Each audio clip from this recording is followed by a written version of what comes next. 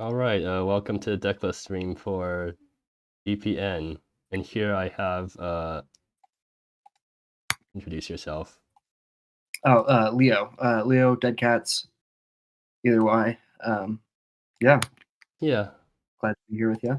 like it's Looking just forward two to it. of us for now, but we're going to look through our decks. We don't have any experts with us right now, or any format experts with us, although I did win 4 GPs, including 3 in a row, so Too maybe many. I am sort of an expert, but, well, we'll just have to see. So first deck up, right? Styles Rose from the Dead. Yeah, I'm really excited about this one. I've been chatting with Styles about each of our lists. He sent me it a little while ago, and it looks really sweet. I think it's a pretty fun take on Thunder Road's control. Yeah, I'm optimistic. I'm looking forward to seeing it. Wouldn't say it's like particularly spicy. It's got some interesting stuff in it.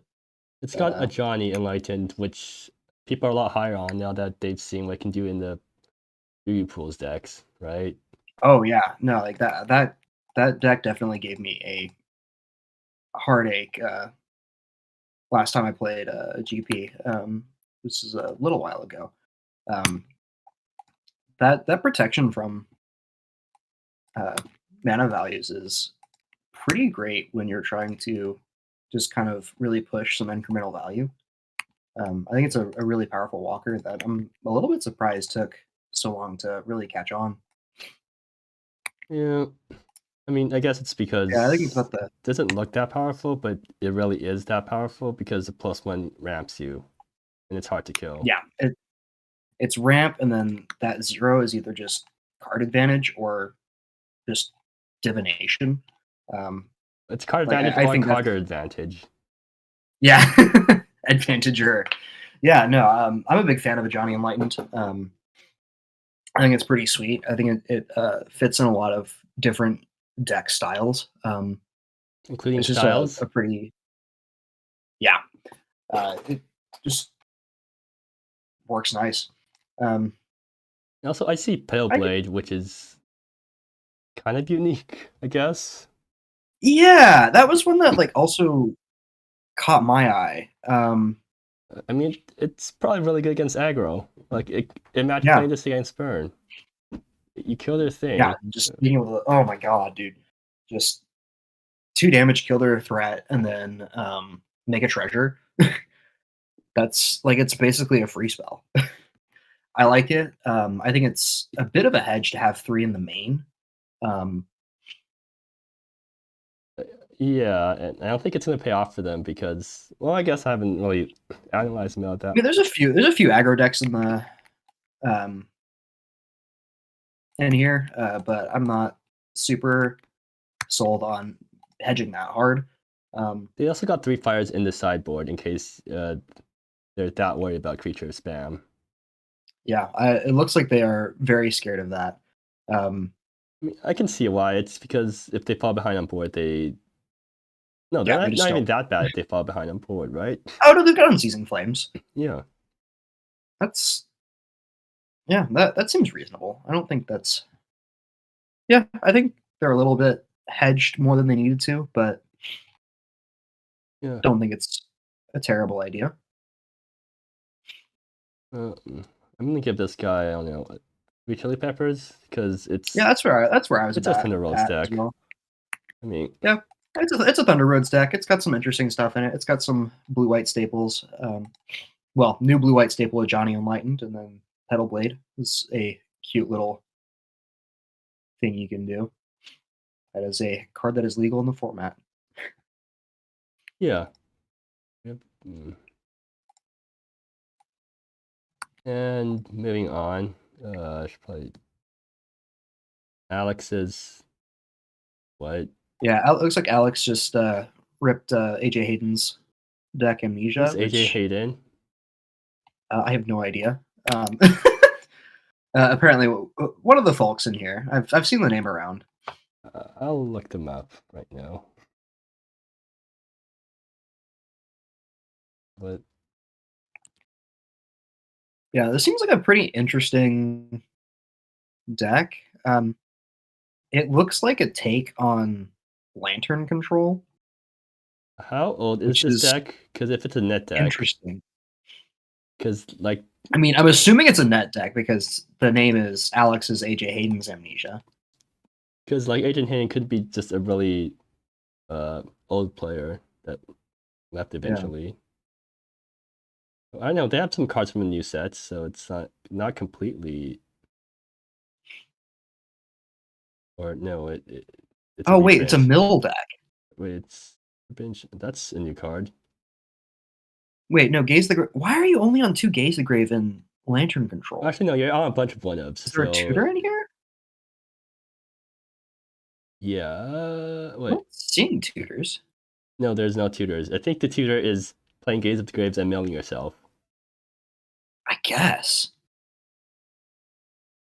Yeah, but how are you getting the Gaze of the Graves? That's what I want to know. I mean, I guess. Draw it. Yeah, just always draw it, always have it. But yeah, this is interesting. I don't know how I feel about it. Also, only 8 cards in the sideboard. Wait, Wait, how many cards do you have in the main deck? Because they might have missubmitted. 13, 14, 22, 33, 38, 60. There's 60 in the main. Only 8 cards in the sideboard. Okay, then. I mean, this looks more like a draft deck than anything else, honestly. Yeah. Yeah, 8 swamps, 8 islands, 4 shores. And a bunch of one-ups. Shoreline, and yeah, that's a lot of singletons. Yeah, I don't know. I mean, I see some cute synergies in here, like Merchant of False Lives and Festering Waif is kind of cute, but also you're only playing 1 merchant. Yeah. Yeah, I'm not too sold on this. Like, it's definitely spicy. Well, Like, this is spicy in a bad silly. way, so I'm gonna give it a 1 chili pepper because I want to see it in action. I just accidentally. Yeah, I mean, I'll give it a 2. I think it's interesting, but I mean, I don't really care to see it on camera. I'm not like hyped about it. Definitely looks like somebody tried something and then was like, it kind of did the thing. Then called it good enough. Yeah. So. And like, God, yeah, the one of the Singleton Veritas is weird because like the only thing that synergizes with the deck is the ultimate. Yeah, I don't know. I'm not. It's a draft deck that I think someone took a draft deck and then added some cards to it and then submitted it for a tournament. That's what I think is how. Wait, no, it doesn't work because it's from all. Someone took a it's from a bunch of different sets. Someone took a chaos draft deck and then added a bunch of random cards to it and then submitted it. That's the only answer I can get. Yeah. I mean, I gotta hand it to them. Almost every single card in the deck says mill. Sure. So yeah, there's that level of synergy. Okay. Moving on. We have CD Newland. See the World. So it's that combo where you play See the World with Polyp Pools. Yeah, it's the See the World combo. I'm not sure what the entire combo is, but I know it starts with casting See the World with the Polyp Pools in play and ends with winning the game. Yeah, so Polyp Pools. Yeah, Changeling. Take an extra turn after this one during that extra may cast spells you own not named See the World from outside the game. Oh, okay, yeah. So See the World, you just infinitely cast two. So there's got to be 2 different extra turn spells, right? Yeah. It's got to be infinite turns somehow. Are you sure it's infinite turns, or do you just like win right away? Because you. Well, what would be the rest of the combo? So during your extra turn, you tap your Polyp Pools and you cast one of your guys from the sideboard. I'm not sure which one it is exactly. Yeah, that's what I'm trying to figure out what it is. Valley Planar Researcher, -2, return, See the World. No, you have mana to cast it again. And it also exiles, so never mind. Well, but you can't cast See the World again because you may cast spells you own not named See the World from outside the game. Okay, so you tap Polypools, you cast Fulfill Twisted Dreams. Where's the oh, there it is. Untap all permanents. But that doesn't really do much. It's the rest of the combo. Yeah, I'm not sure, but there's probably a line Something. that wins. There's probably something. Also, I don't understand the Profane Emissaries. Oh, it's just because Profane Emissary is really good Oh, with Polypools. yeah, Polypools. Yeah. I as soon as I said that, I saw it. And I appreciate that they use the good art for Conjure Realities. Yeah. It's a cute art. I like it. Yeah, this is kind of spicy. I mean, I think I'd want to see it on camera just because I don't know what the actual full combo is. I want to see it. 5 chili peppers. I was gonna go with 4, but yeah, let's give lots of peppers. Lots of peppers for CD. Yeah, because we don't have enough people here, so I have to give more peppers to compensate. It's true. Like we're still waiting for our third person to come online. Yeah. So moving on. Trumpex, no thought, turn guys sideways. Yeah, so here's an aggro deck that if Styles runs into, they'll love to see it. Well, they love to see it. They have it's a lot of it's a lot of X1s and X2s. Yes. Oh, actually, there's a lot of X3s as well. Never mind. I lied. Yeah. How do you beat Lone Survivor? So I'm gonna be real. I didn't realize Lodestone Golem was in this format. Holy shit. Well, I mean, it's because it's not vintage, so we can't turbo it out. So that's true. That's true. Yeah, it's fair Lodestone Golem. Yeah, that's reasonable. Yeah. Now that I'm like actually looking at what's in here, it's Hate Bear deck, which is kind of funny because it's supposed to be just dumb blind aggro. Which I mean, I guess it kind of gets to be because it's just nothing but things that hate out the opponent while they turn sideways. Yeah, this is interesting. I don't think it's Hibernation is probably the most interesting card here because I haven't seen it played before. Yeah, it does technically fetch your Hate Bears. This is it does. Huh. It's also really good against control decks because they don't have any good creatures to fetch out. Yeah, that's true. Yeah, no, I can see this doing some work against some really scary. It can do some really scary stuff, I think. But and then it's running Vengeful Sorrow in the sideboard for even more hate. Oh god, yeah. Okay, yeah. Even though it only works if your opponent draws cards during your turn. So well, I mean, I'm running knockoff Brainstorm now, so that's gonna be awful. Oh yeah, it can trigger multiple times. Yeah, it's gonna trigger 3 times, so I get to draw 3 cards and then never cast another spell. And Corlette Mystic, because that's just a good card, I guess. Yeah, that card is insane. Gosh, so good. Yeah, I think. Yeah, this is. I'll give this a 3 spice. I like agree. this. Chili peppers. 3 chili peppers. Yeah, that's a fun one. I like this. I think it'll be kind of cool. I mean, I'm not like stoked. I don't feel like I need to see it on camera. I can pretty much see how it goes. But pretty aggressive curve. So moving on, Crush Castle's Echoed Mirror Plate. Crush Castle has been talking about this.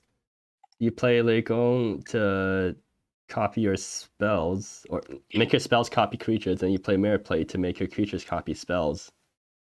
Yeah, so it just builds an infinite board. Does it? Does it? Wait, hold on. Whenever player casts an associated, I don't know. There's one. Oh yeah.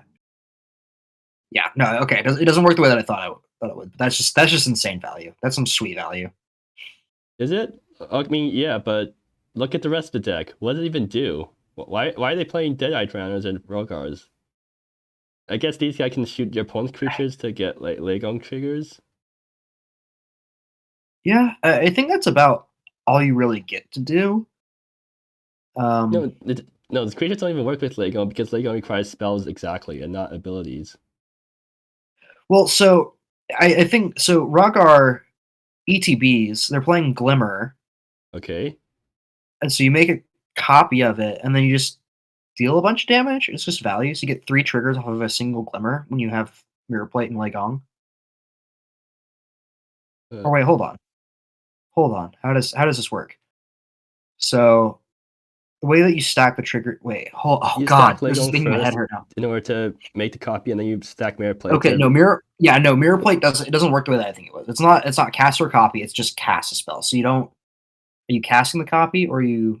Oh, No, no, you're just copying. so you You're have placing on Legon spec. and Mirror Plate in play, and another creature. You cast Glimmer on the creature. You first resolve Legon to make a copy of the creature, and then you resolve Mirror Plate to make Glimmer target all of your creatures. Does that trigger Legon again? It's another opponent becomes. Wait, does that work? Oh god. I don't know if it does, I but think if it does, then yeah, it goes infinite. Yeah, I think it does. I think that's the combo here. Okay, I see. Yeah, I see why they're running all these Yeah. guys then. Okay. Yeah. These are ways to keep the board clear while you do it, and then also just kill people with ETBs instead of having to bother with actually untapping and attacking. So my main problem with the deck is that I feel like it's running way too many combo pieces. Like, do you really need to run Tear the Veil in addition to Scarlet Mist and Dawn of Ghost Mask and Glimmer? Right? Like, Tear the Veil. I don't think so. I think it's. And also Asmon's Gambit. Why are you running a random white card in your deck? Yeah, I don't think this needs to be. Oh, well, okay. So I mean, it's already Jeskai, but it's a small splash for Mirror Plate. Yeah, but like, I mean, it's only 1 pip, so it's not like a huge deal. But Asmon's still, double kind white. of awkward. If you want to foretell it. Oh yeah, and he's done. God, yeah, that's. Does it even do anything? 1 planes. No, I don't think it's relevant. I don't think they're ever foretelling it. But like, what does it actually do? Because one of the mode is putting a +1/+1 counter on each creature you control. Like, the other's just a fucking exile, and opponent gets to scry to. That doesn't seem good, right? Yeah, I mean, I see the combo here, but I don't get the rest of the deck. Like it's cute. It's definitely cute, but I don't think you needed to go this hard. I think you could have just slotted this into like a really cool like Jeskai tempo deck. Mirror Plate's a bit. Your curve's so low. Mirror Plate's a bit non-tempo-y. Actually, Legon's also it's not it's very not, but it's tempo. your combo piece. I mean, Legong. I mean, it's a 2-mana 2/1 with an annoying ward, but I think what I would have done is at least God, everything's 2 or 3 mana. This is cut a bunch of the copy spells or blink spells, and then you don't need this many copy spells. Answers and card draw in those slots. Because this deck also has no card draw. Like ways to actually find your combo pieces. I don't think you need 4 Deadeyes. I don't think you need 4 Rogars. Like having 4 Legongs and 4 Mirror Plates is fine because that's the core of your combo. But like, have some ways to like dig. But you currently have 4, 8, 12 flicker effects. That seems excessive. I know. I don't think Obscuriate's really necessary either. Like, it's an answer. It's an answer, but like you could play some things that are cheaper and more aggressively curved because your curve starts at 2, unless you're casting Scarlet Mist on your opponent's creature. Can you even you can't even do that. No, you can't. Yeah, this just I don't like the curve on this. I like the idea, but this just looks like a really clunky first build. Yeah, but maybe that's all the time Crush Jostles had. And that's fair. That's reasonable. Like, yeah, I definitely did mostly theory crafting on mine rather than actually getting to chess because I've been working full time again.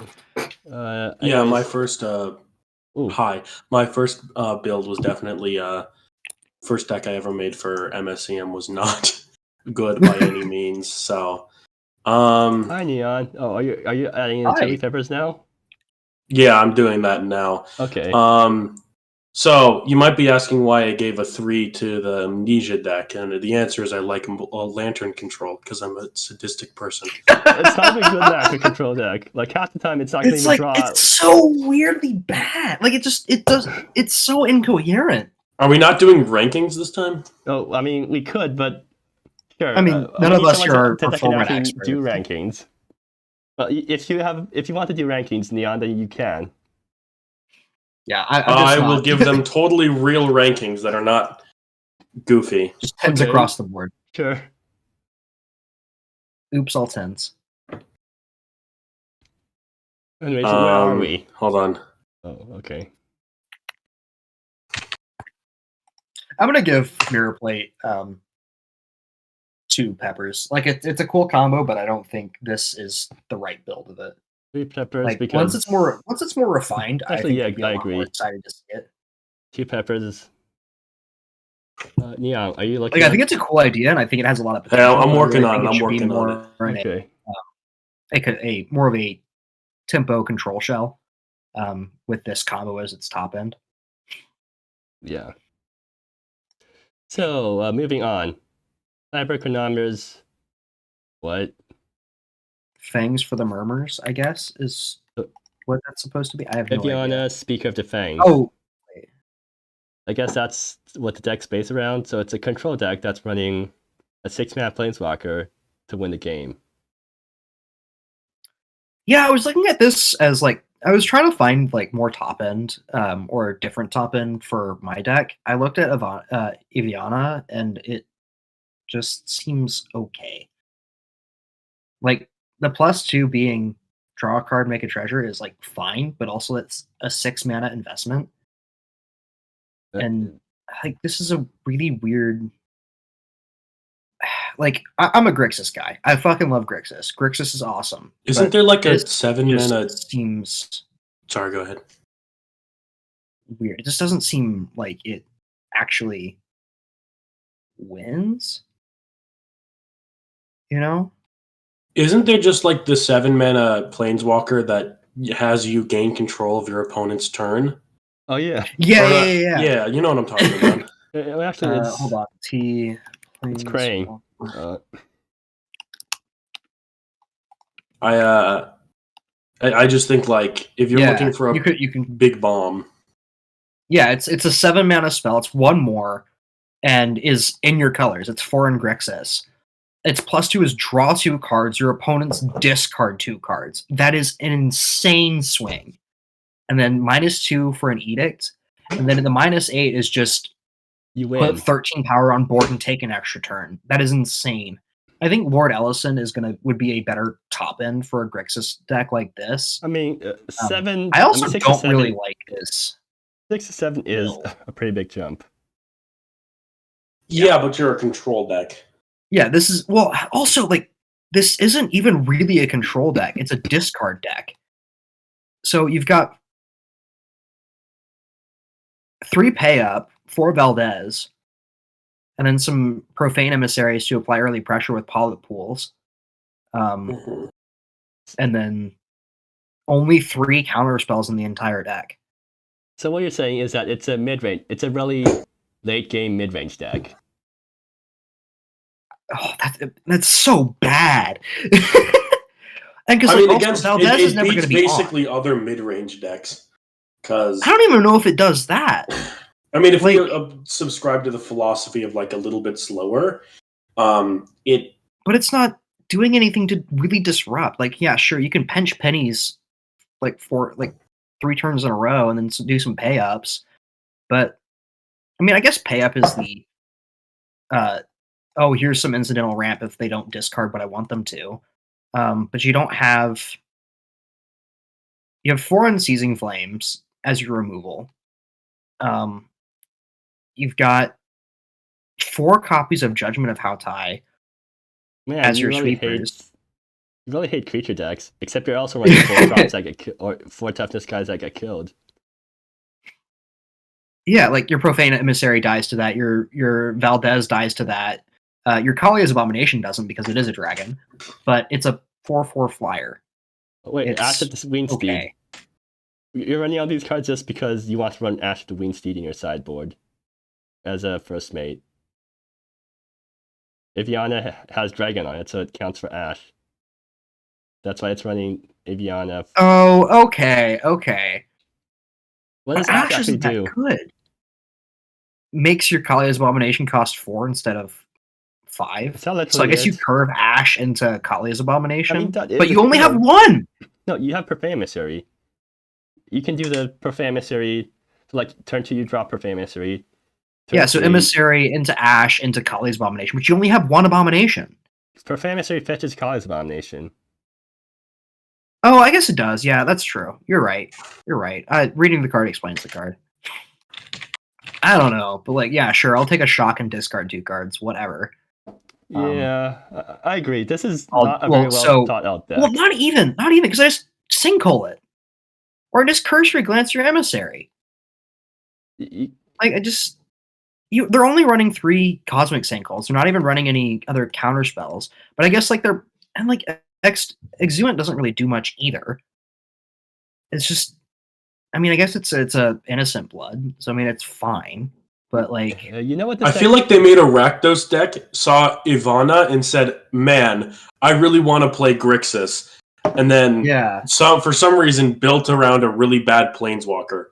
Well, no. Yeah. What I think happened is that it feels like they took the Dragon's Breath deck, the Dragon Tyrant's Breath deck that won a few GPs, or 2 GPs, and then took out all the cards that made it a good mid-range deck, and then stepping on these control elements that don't synergize with the main plan. Also, wait, what the they're only running 3 fetch lands that can fetch their duels.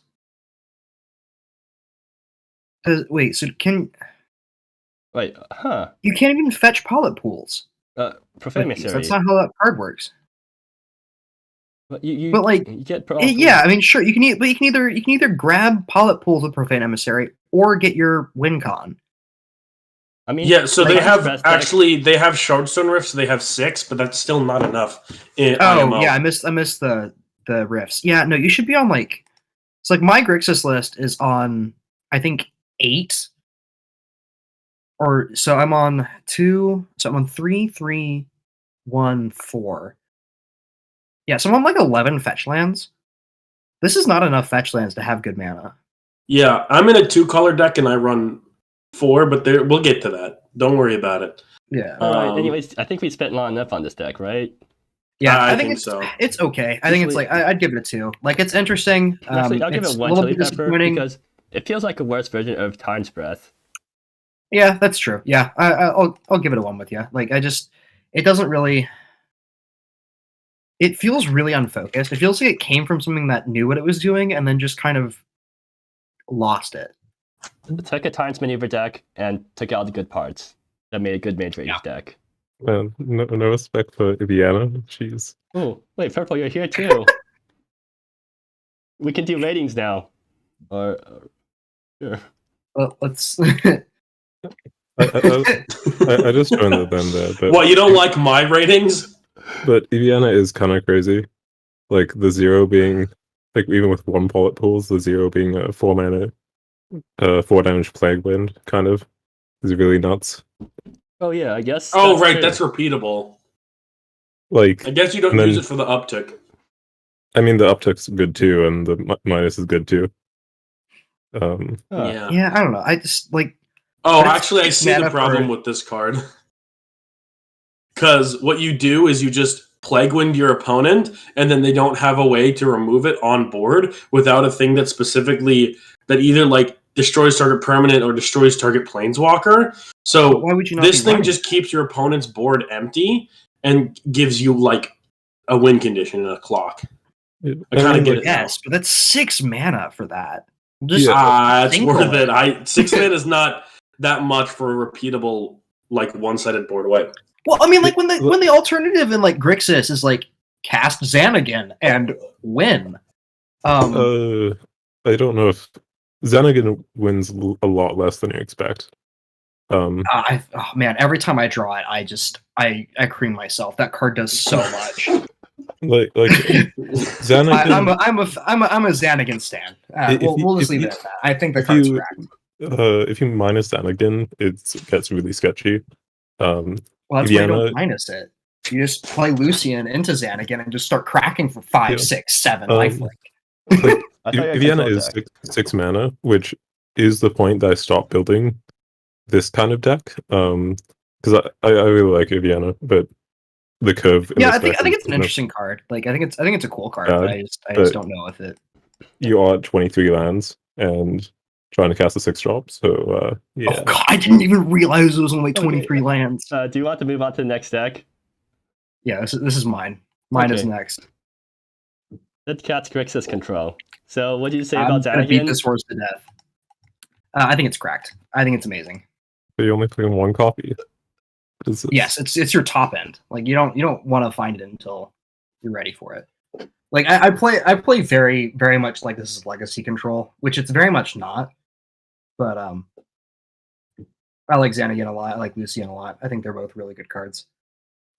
So my question is splashing for stand unassailable on the sideboard. Wait. So, yes. Interesting choice. Yeah, I'm playing. This is the part that I'm the most sketched out about. I'm not certain. I'm not sold on it. But after getting absolutely hammered by mono red the last GP I played in, I'm just like I'm not losing that hard ever again. Can't you just play? I've got one fetchable green source. Yeah, Say black should have life gain, right? Hungering Cult. Hungering Cult, Wave Decay. Black has some pretty decent options. Wave Decay is a bit black intensive. Yeah, I don't know if the mana base necessarily supports. Oh yeah, but... no, I didn't really want it to be a creature based because I just don't. Yeah, But I just think just a lot of good 2 mana options. gain 7 is nice. Like there are some options, but I didn't really like a lot of them as much as I. Wait, also, can you literally not coalesce this? That is correct. The idea is that I don't need to. That should buy me enough time to dig towards my. I'm not gonna dwell on this too much because it is just 2 sideboard cards, and the Dominion does tap for single. But like, I do think there's something a bit like and like I said, it's the thing that I was the most sketch about. I'm not super sold on it. About needing to play tap land to play your burn sideboard card. There's something a bit wrong there. Well, so the idea is in the burn matchup, I fetch that turn 1. Yeah, but because I'm not casting a 1 mana spell. Sinkhole. There's some good 1 mana spells that you want. Yeah, I mean there are. Yeah, no, I'm not going to disagree. Like there are definitely concessions that I'm making there, but and like I said, like I'm not super sold on it. I'm not really high on it, but I was running out of time. I had like 4 hours left. Yeah, fair enough. Okay. It is just 2 sideboard cards. Yeah. And then I think the other most interesting card here is Merchant's Guile. Yeah, this is the one that I was like kind of thinking about as just like a how good is this actually? How good is Brainstorm at 2 mana? In Goldfishing, it felt fine. Being able to flash it back with Cane Dancer was fine. I'm optimistic about it, but we'll see how it actually pans out. Yeah, I agree. I want to see it. I want to see what it can do because definitely being able to, like, especially late game, get rid of like 2 irrelevant cards and then fetch. Seems cool. It seems like it's what makes Brainstorm broken.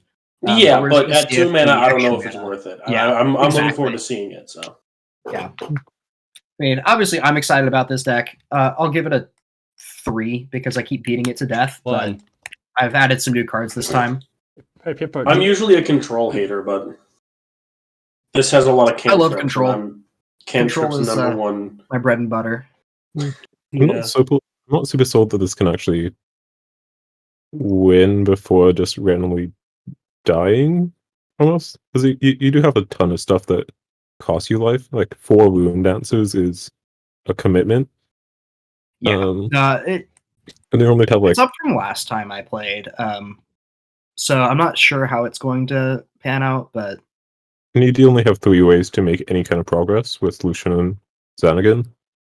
So if those don't work, then you Yeah. don't Well, I mean, I really got do anything. Monument, but yeah, I'm Get kind of Monument too. Okay. if things I guess I if should things ask start you. getting removed, then things Yeah. start feeling bad. Anyways, we should probably move on. So, Mark in Distress says, well, I think you're very familiar with this deck, Purple.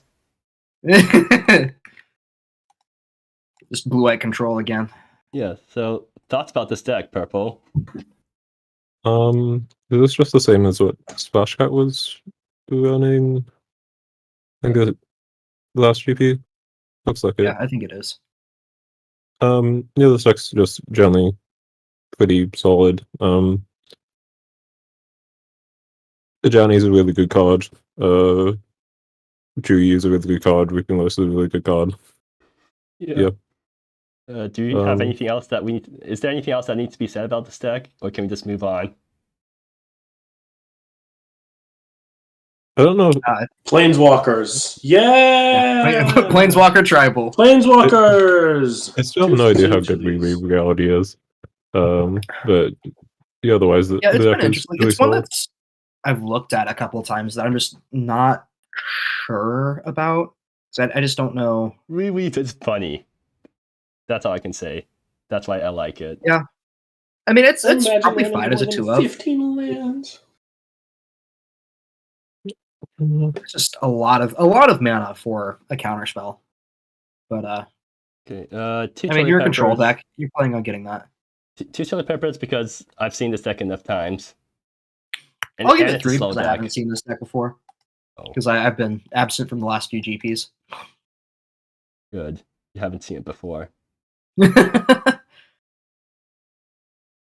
Anyways, moving on. Gravels is playing. Oh. Oh, no, yeah, they did but not that check. deck with the nerfs. Stairs Not are check the cheap. back notes. Oh no. Okay, so Purple, does this deck still work? Yeah. I mean, I don't like I think one of the reasons this deck before the nerfs was so strong was that there's a lot of stuff going on that's not doing degenerate things with Chart the Vast and Chart the Vast and Drawing 7 and Well, whatever. the problem here is that Tamio is useless in this deck now. Time is whatever. Well, I mean, you plus I mean, one, you Temmie untap seems a like creature. it's a fine card. no, you don't. But You well, you definitely- -2 and you get a divination type thing. Divination. It's not even divination. It's just you hope to hit It's something. better. I mean, it's better divination. Really? You Yeah. could I mean, you whiff. have to choose. Yeah, you can whiff, I but mean, you like, definitely can. But well, so let's see. Like- You don't have. There's no instance to mill either. Or actually, I guess it's not. I guess it's not really relevant. But yeah, Like, I don't know. Like the blue so- splash doesn't seem nearly as worth it. I mean, I guess Recall, Forgotten, Chart the Fast. Yeah. you- I you mean, just- this might sound Pulling like out of a the board. crazy thing. There aren't artifacts in this deck, and if I'm not like, the thing is, that incorrect, you do care about the number of card types, right? Yeah. So Yeah, permanent You- types. Yeah. artifacts don't matter because the thing is that there's 6 card types, right? This deck has yeah, 5. well, One, the point I'm two, making is you three. can And you- get that There's better only by four- playing a few Only lands for and adding permanent types, which trains. is what Tamio looks at. Well, Tamio looks at right? You do not want. This deck's mana base is already kind of sketchy. Well, oh god, I hadn't even and- looked at it yet. Oh, right. And- in terms of like how many basics you have to run for Primal Resurgence. Oh yeah, this um, mana base. Remember, Why is New Divide even a card? New Divide?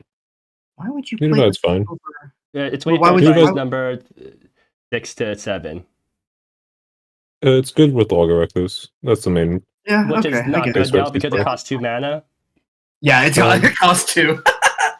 Yeah, so just going through the changes, Tamio is basically always hitting at least 3, generally 4 cards. You can double check me on that, Ricky, in the original list.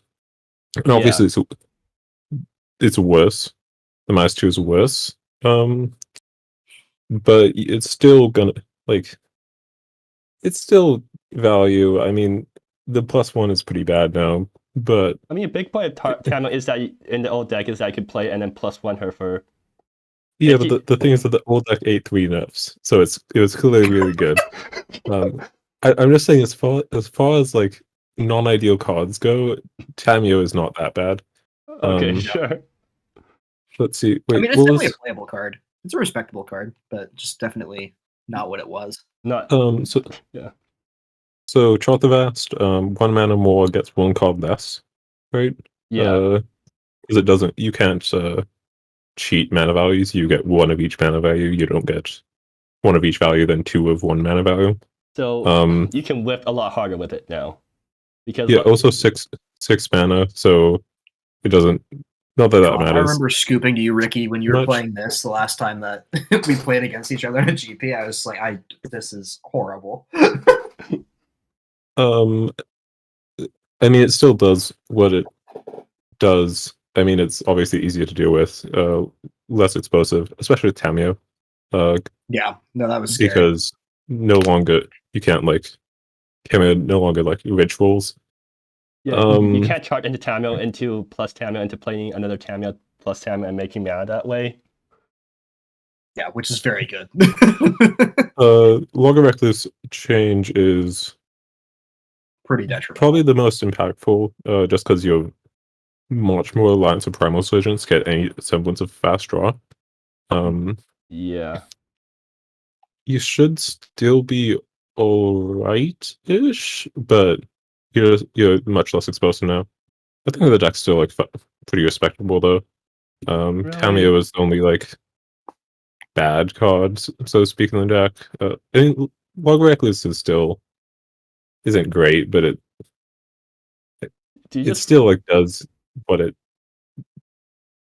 Log Reckless did, kind of, mostly. Do you just replace it with off-world surveyors now? Because that's the only other option for a 1-drop land ramp. I don't think so. I mean, I don't know quite if you have the Supreme like game that you used to have, which would make offload surveyors worthwhile. Because this deck does get a lot of value just off having like good creatures. Like Petal Scatter is huge. You're playing Sacrificial Bull that can win the game by itself. Yeah. Log Reckless coming to the board was a lot more relevant in this deck than say like a Rejuve. When Rejuve is more so just a random blocker. I think this deck's like generally fine. Okay, sure. I'm gonna give it 5 chili peppers because I want to see how it performs. I'm gonna give it 2. It seems a lot worse than it was. Yeah. I'm giving it a 2 because this conversation is taking too long. I agree. Let's move on. News from CD Newland. He just pinged me about the way the combo works. So first you cast Fulfill Twisted Dreams, tapping pools to untap everything. So we got that part right. And then we cast Volley, tapping pools, using the -2 to get back Fulfill. And then we just do that again. And then cast Take a Walk. Wait, but hold on. To blink your Planeswalker so you can reactivate it. Right, okay, yeah. And then activate the -2 and target Fulfill again. Okay, so it just keeps going. Okay. That's actually a lot cooler than I thought it was. That's actually really sweet. Okay, anyways, moving on. Let's actually... Yeah, sorry. Sorry for the sidetrack. Gender Terrorists, Barrel Boys. I write this deck. So it's supposed to be a Bushwhacker deck, but it doesn't have any token makers. Also, I didn't realize this when I first looked at the list, but I think does actually not have any 1-drops. And it's on 19 lands. Ooh, no, yeah, I don't. Does Hot to Touch count as a 1-drop? Sure. No. Actually, Will. Yes, I shall. Hey, it's 1 mana, remove target illusion. Yeah. Hey, it's true. It's Indicate. It is Indicate. Anyways. Yeah, this feels like a little bit of a sad wants to be 8 whack, but doesn't get to be because there's no tokens. My brother in aggro, in the Groll, 5 chili peppers. Just because I love win 8 whack. Uh, I'm gonna give it 2. It doesn't look like it works. Yeah, I definitely don't think this works just off the land count and the lack of one. I mean, I guess so. They're playing Here With You. They're playing Rogar's Frenzy. 2 copies, 1 copy, or 3 copies. No, 2 2 copies, 3 1 copies. A seed call. Oh, and then a seed call. I don't. That's not enough. You've got too many. You got too many bushwhacks and not enough tokens. I do think there is some cool stuff going on here. Like Spirit of Autumn, I think is a really cool card in this kind of list. Yeah, I agree. I agree. Because like going like the lack of one drop really hurts this deck, but like going like EOT, Seed Call, turn 2, untap, Spirit of Autumn, make 4 1/1s. You have 8 creatures. Yeah, 8 creatures. Yeah. Hey, that's almost like creature vomit. Yeah. I mean, okay. So yeah, there's some barrels for these boys. Now, of course, can you actually get to 3 mana to cast Spirit of Autumn on 19 lands? So that's a damn good question. How many tap lands are they running? 2 plus 2 checks. Okay, that's not too bad. Though, so I will note the concern about, like we said, the lack of 1-drops and the fact that they're on 19 lands, where even Delver and Legacy plays 19 lands, and they play 12 cantrips to find those lands. Yeah. I'm a little bit concerned about the mana situation, but I do think this is a cool deck. I'm going to rescind my 2 and give it a 4. Yeah, I think there's a lot of cool stuff going on here. Like Spirit of Autumn is not a card that I realized was actually like pretty efficient. Yeah, Spirit of Autumn. Like you can just run 4 Banished Companions. Like I don't. This is just frustrating from my perspective, because it's just like there are good 1-drops that are better than some of the random jank you've decided to put in this deck, and it's just like as a burn player whose only creatures are 1-drops, like literally just text me. I don't know, DM me. I got you, man. It's not like come on.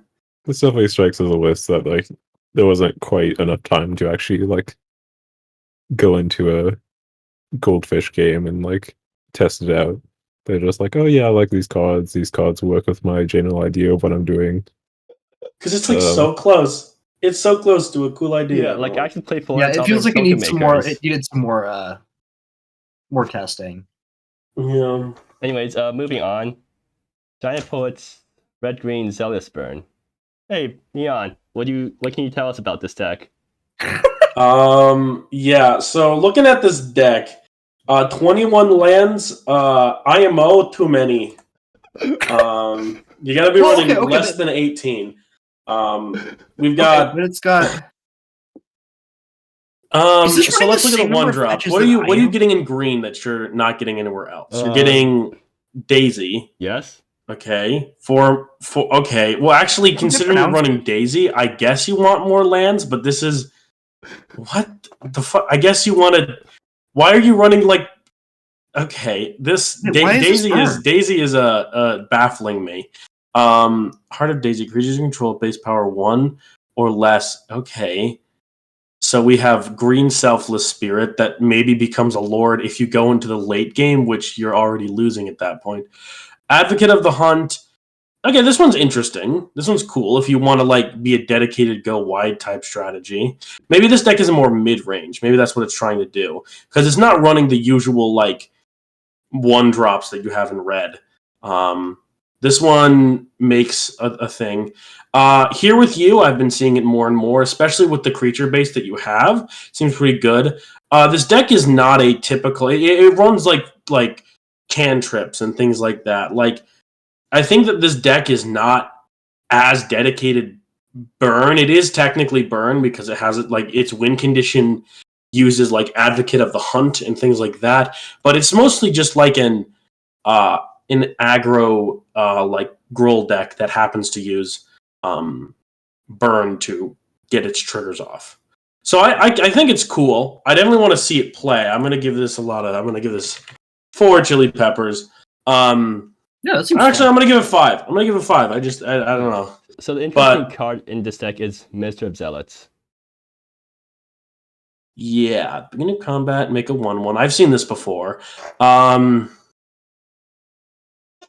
the synergy being that you turn 2 Minister of Zealots, get a token with haste, swing with the token, and then Social Graces. So Yeah, you don't yeah. have to sack. Oh, I see that. I considered Social Graces is really easy to cast with how many shocks and fetches. I literally ran it in a mono red burn list. Yeah. Yeah, I mean, it's just Git Probe.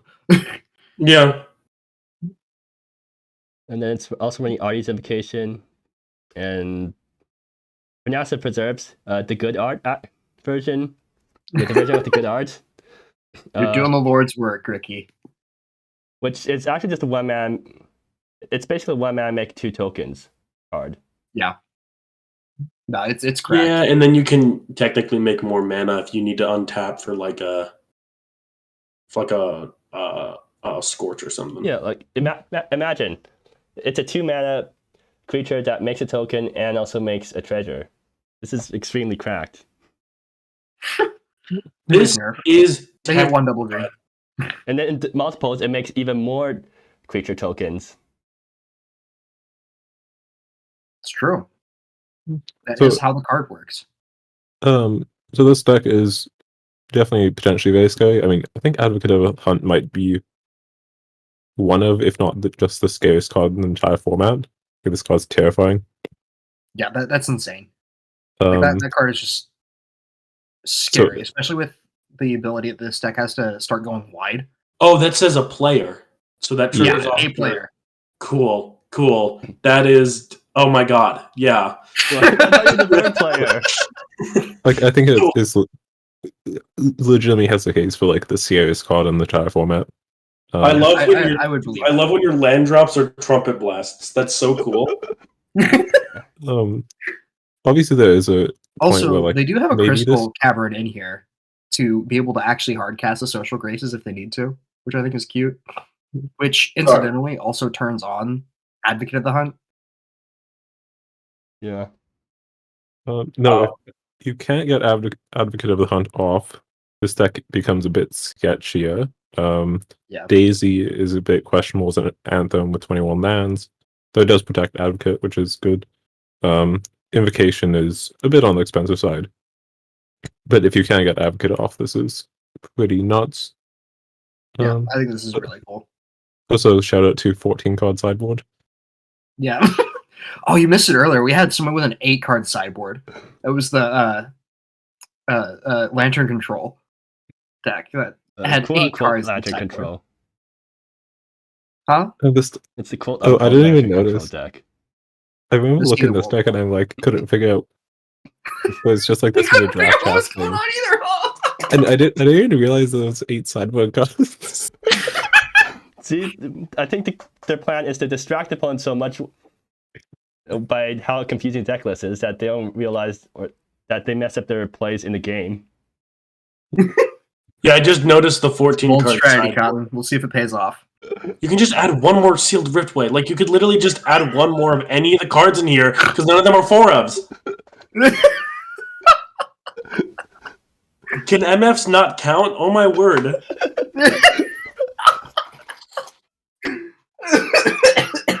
Okay, anyways, 3 chili peppers because they used the good art for the pronouncers. Yeah, I think this is great. I think this is a really fun one. I'm gonna give it 4. I think it's a silly, cute little thing you can do. Anyways, moving on, we have Hersey Road to Awe, which is a deck they've been playing last GP, and it's absolutely terrifying to play against. I know because I played against it and I lost. It does look close. I am excited to see a. Is this Mill? What's going on? It's Living here? Death. Sultan. Okay. So basically, Yeah. you mill your yard, you get Clawing Shaman and Lion's Vanguard and Graveyard.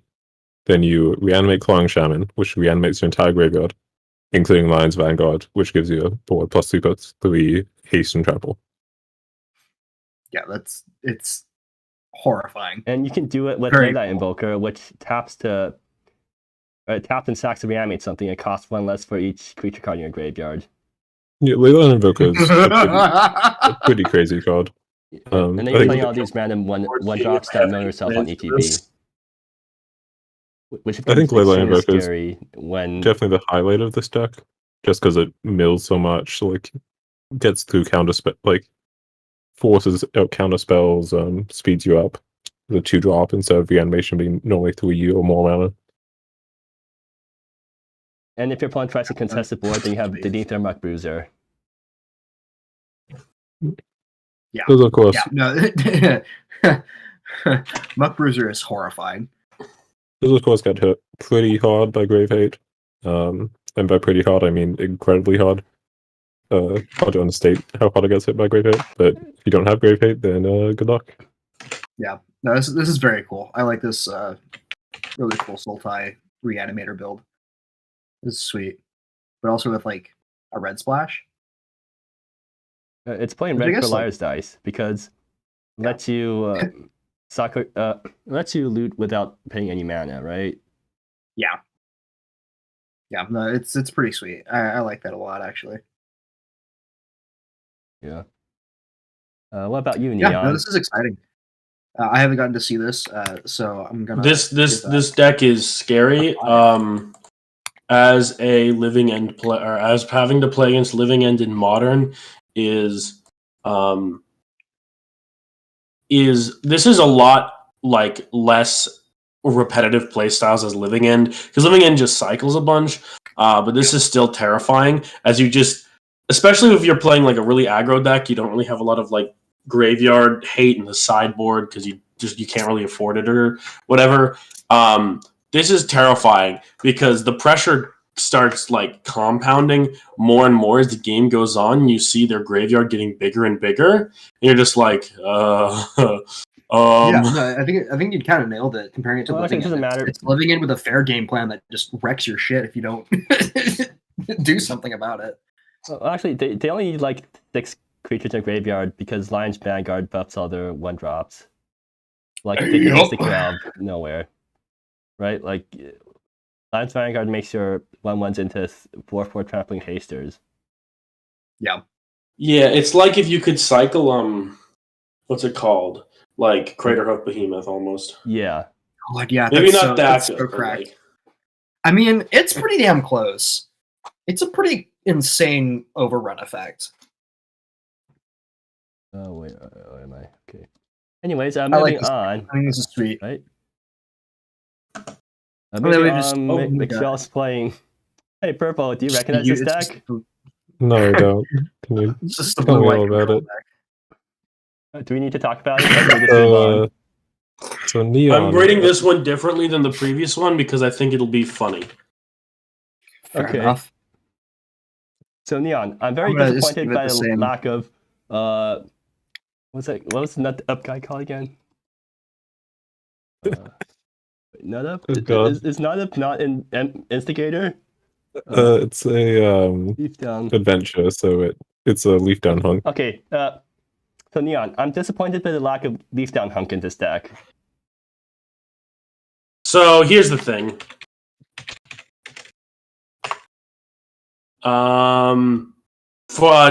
It is competing against so much at 2. Oh yeah, leaf down Like- hunk is not actually a good card. Oh, but Yeah, no, this card is not like, I get it. Nut up, you know what I'm saying? We have other ways to nut up, okay? We can nut up in spirit. We don't need leaf down the hunk, okay? If you think that you need a card to nut up, you've been nutting up incorrectly this whole time. It's a spiritual thing.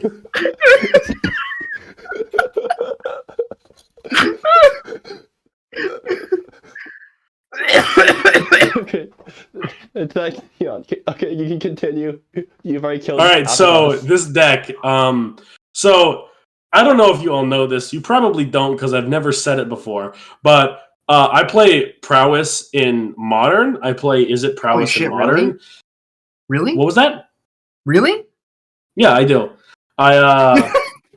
That's one of my it's one of my favorite decks.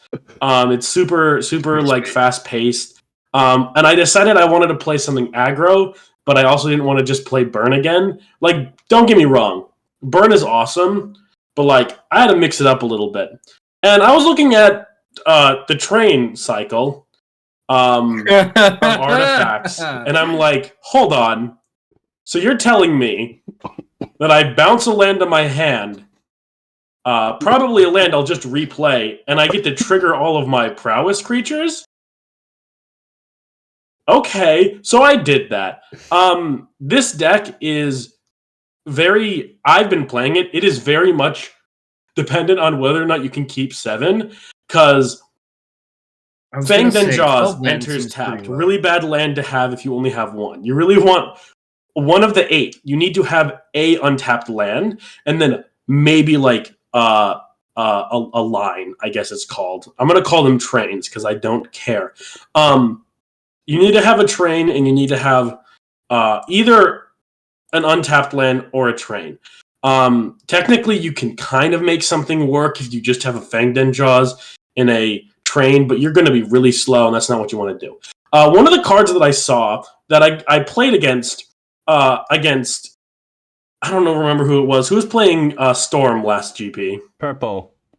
Yeah, I was playing against Purple, and I saw Goddess's Whimsy, and I'm like, oh, cool, expressive iteration, but mono red. This card is so stupid.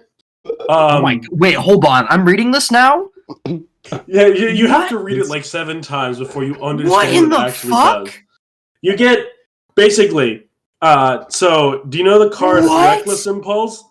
Yes. You get that. Well, it's not really Reckless Impulse because it goes away at end of turn. But you get that. Then once you play a card, you get it again. I found out recently you lose the last. Like, I was playing it kind of wrong. You pick 2, you have to play one of them, and you can't play the other. Very important thing.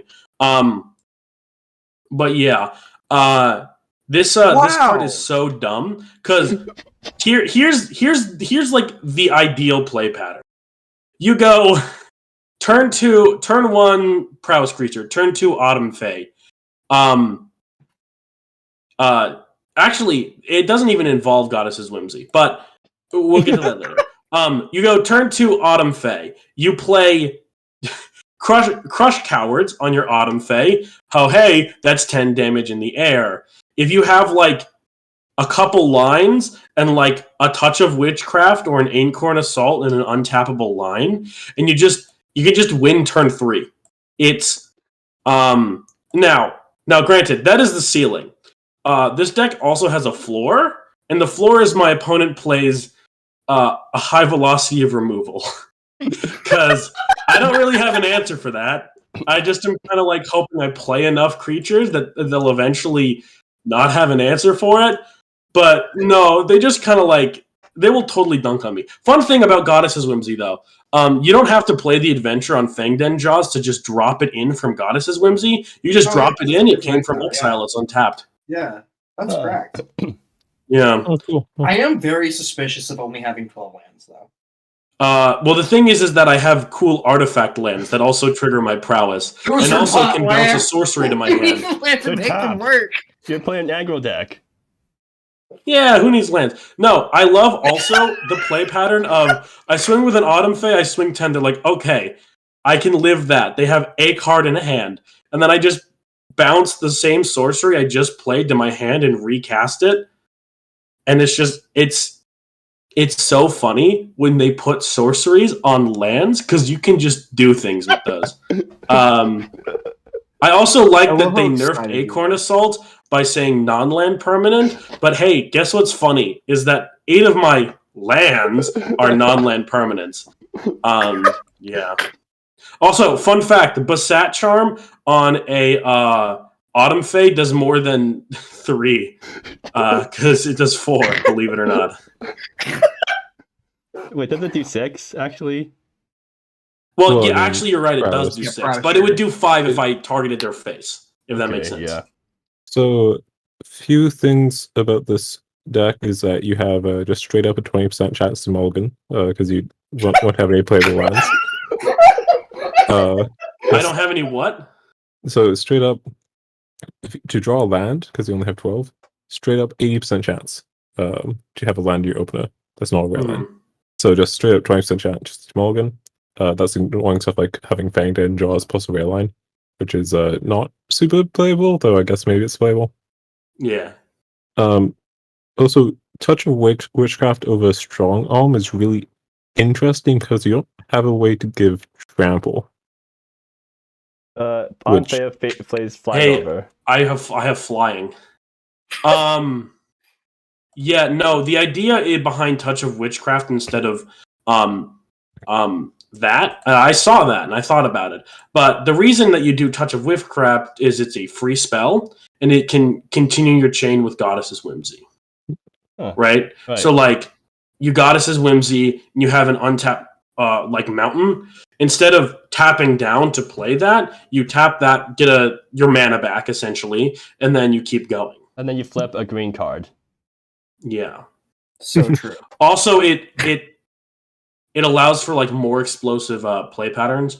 Like, actually, I also said I die to removal, but I do have 4 Acorn Assaults and 2 Blossoming Defenses in the side. That doesn't guarantee anything, but it is technically insurance. Yeah. So definitely when I was playing my version of Goodman Prowess, like yeah, you run out of card. I found it really difficult to actually kill your opponent. Even with like having like more defaultly powerful cards with like Strong Arm dealing more damage than Touch of Witchcraft or whatnot. Autumn Fade does definitely help with that.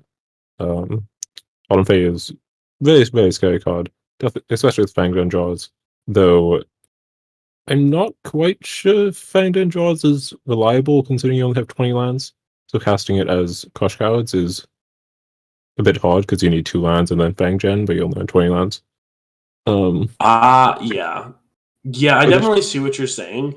But like, even if I go down to 5 and I have the lands that I need and a Goddess's Whimsy, like literally I can just rebuild essentially. Okay, so Goddess's Whimsy is an incredible card. Yeah. Large reason why I built the Storm deck. But Goddess's Whimsy does take an incredible amount of mana to actually do anything effective with. Well, okay, so it is, if you just to make it not cost like be ridiculously expensive, you have to be happy with it playing lands, which is I guess fine. I guess it kind of works as a cantrip, but even then it becomes really slow because you need to have a land drop remaining.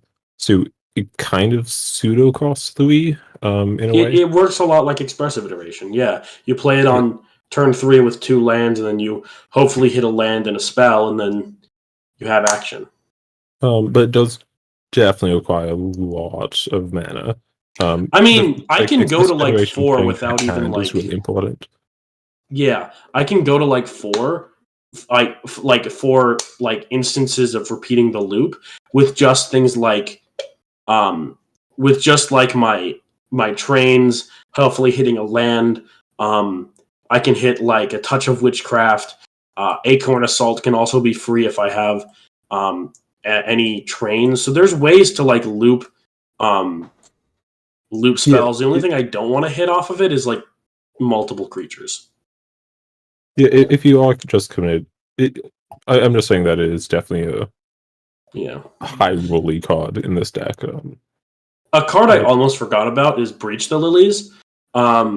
This card just is 2 mana and you get 2 spells, which is really strong because you just trigger prowess twice and you're just paying like mana basically for 1 spell. Yeah. So that's something I would put out there. Anyways, I'm gonna give it 5 chili peppers because it reminds me of the NetUp deck. So, and that makes me laugh in the head. Wait, why did I only put 3? Oh no, I didn't. Never mind. I haven't done this one yet. So, anyways, yeah, this is a 5 for me. I could do 4.5, I probably would, just to spite you. But yeah, we'll give it 5. Wait, what? Did I put in the wrong? Okay, so next we have Popcornia on Scuff. It's 8 sack. So Popcornia's on new 8 sack side deck. Does Popcorn know how to play this deck? I don't really want to explain this deck, but basically you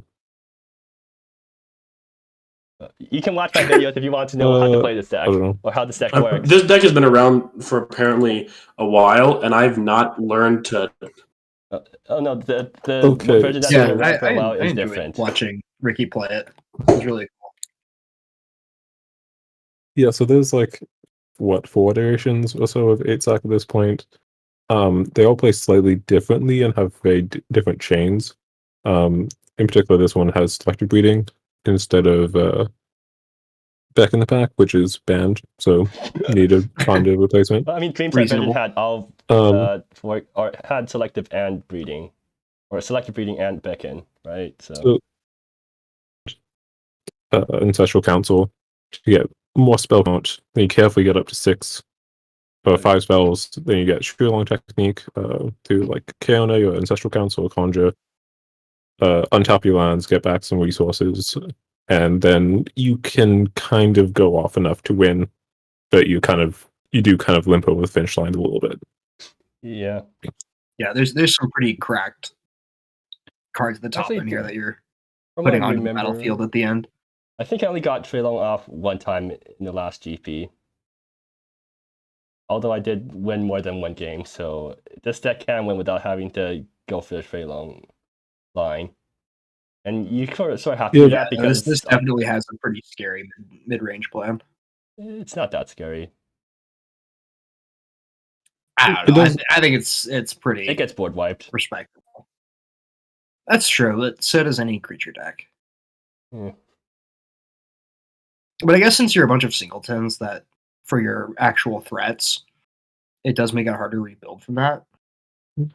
Like if your opponent has a like real game plan, kind of, where they're not just dying to fall on a 3/2 pace or whatnot, and can deal with Kyoro and Leyran Alpha, which are like scary but not impossible to deal with, then you do kind of not do all that much, especially considering that you do have a fair amount of weakness to interaction.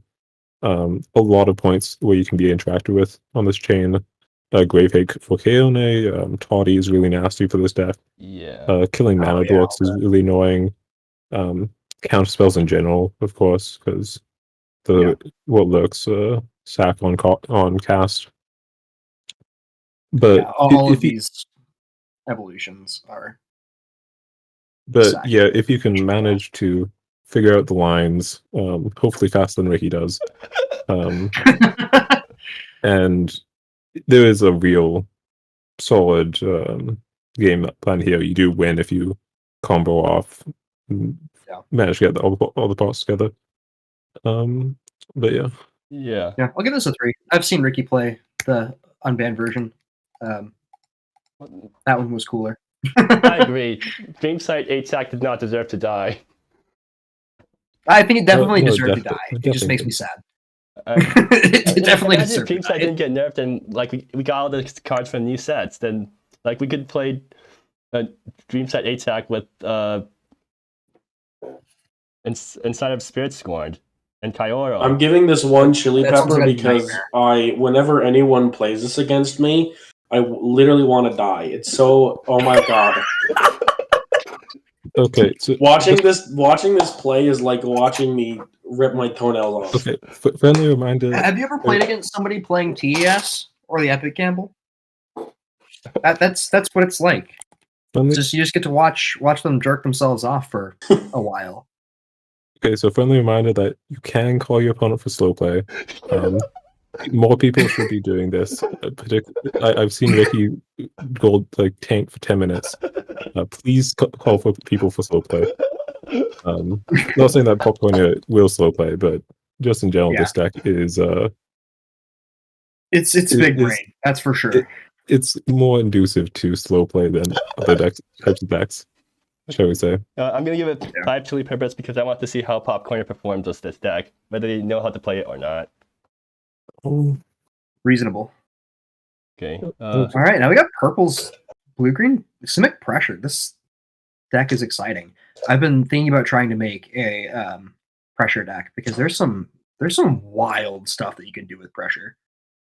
yeah. So this is a updated version of something I ran in League a while back. The updated cards being Jade Harvester and Anthus's Accomplice. But just in general, because doubt people know much about like Dragon's Eye Descendant. Oh yeah, I think you kicked my ass with this one. But basically, you have the kind of general pressure package: Monkey Shines, Oracle's Vision, Mark Bruiser. Sinkhole, of course, is a good card, but then you have some more interesting stuff. You have Dragon's Eye Descendant, which It's one that caught my eye. does. I think a lot of people's first impression is that this is kind of a draft chaffy kind of card because the kind of ETB give target creature +X +X is I think not it's pretty really sweet. that strong in general. But the notable thing here is that this is often like a +5/+5 buff, and on top of that, you're milling 3. Yeah, this so is sweet. on a Muck Bruiser, that's can potentially get up to +8/+8 on top of Muck Bruiser already being huge. It also gives trample. So Yeah, that's a huge finisher. I think that's awesome. So then, in addition to Dragon's Eye Descendant, you have Twisted Masterwork, which can both find Dragon's Eye Descendant or Muck Bruiser at instant speed. In addition to find Thal Cultivator, which mills 4. So you have Twisted Masterwork, Thal Cultivator, and 4 cards. I guess 3 if you hit a creature. So that's good mill. You can also find Seek of Untouched Beauty that ramps you.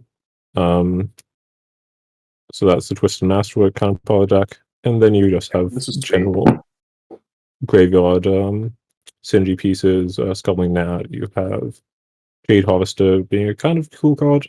Doesn't actually take that many card types to make this really, really cheap. Only 4. Yeah.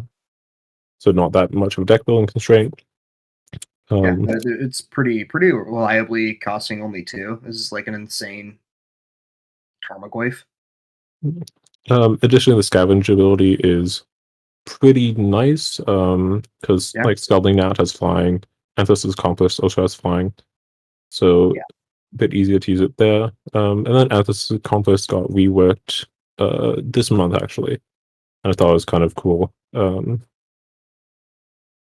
What's the modern card? The Connive? Ledger Dude. Shredder? Isn't that Ledger Shredder? Yeah. Ledger Shredder. But this is kind of a half of a Ledger Shredder almost, where like you always lose. I like that a lot. Doesn't buff itself.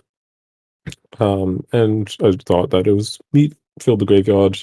Gives me another body to try with Dragon's Eye Descendant or Jade Harvester, and is better than Devotee of Winds because I really did not like Devotee of Winds in this deck.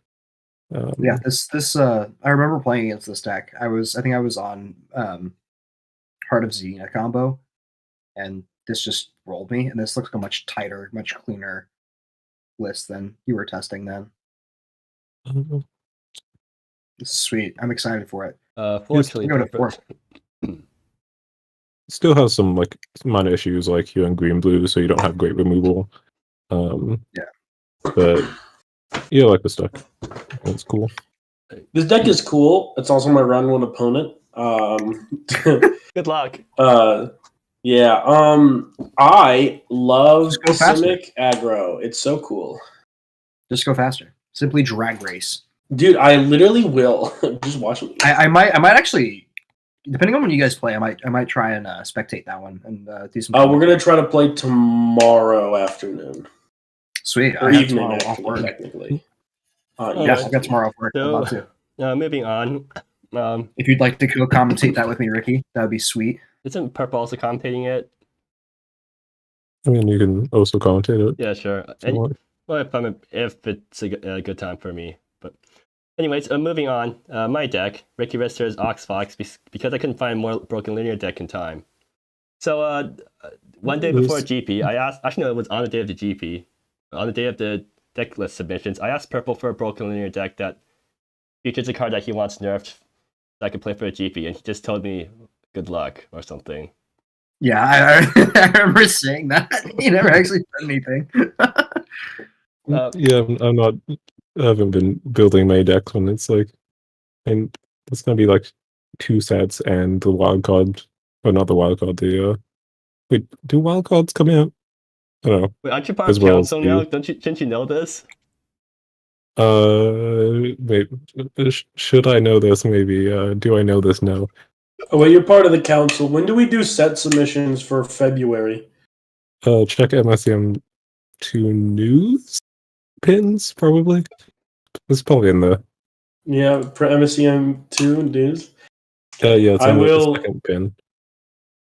Oh, second pin. Gotcha. But yeah, I haven't been building too many decks recently. Yeah, so I Uh, decided to go with Oxfox because apparently that's what Purple told me was the most broken deck in the format, and also I do not want to play 8-sack again. I'm pretty sure if I play again, people are going to actually play it. I'm sure if I play 8-sack again, people are actually going to call me out on my slow play. So yeah, Good.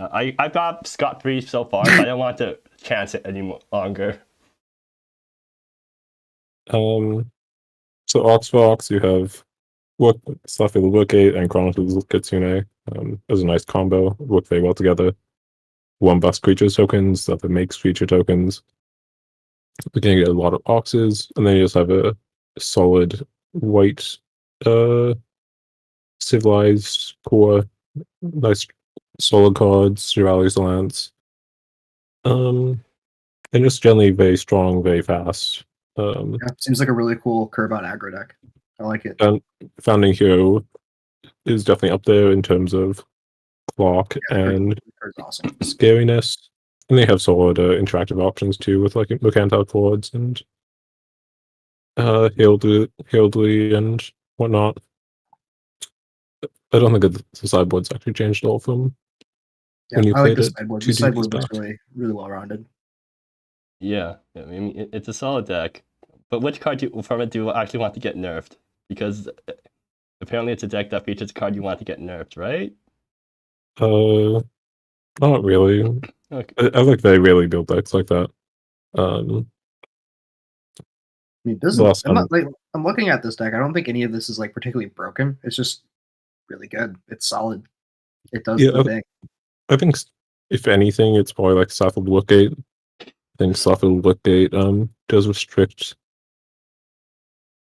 It's like the type of card that like only gets better and gets better in very significant ways, as evidenced by Chronicles of Kitsune. Yeah. But any kind of enchantment or makes this nuts, like an Honor of the Pure, would make this Starfield Workgate go even more insane. And Honor of the Pure is a very innocuous card.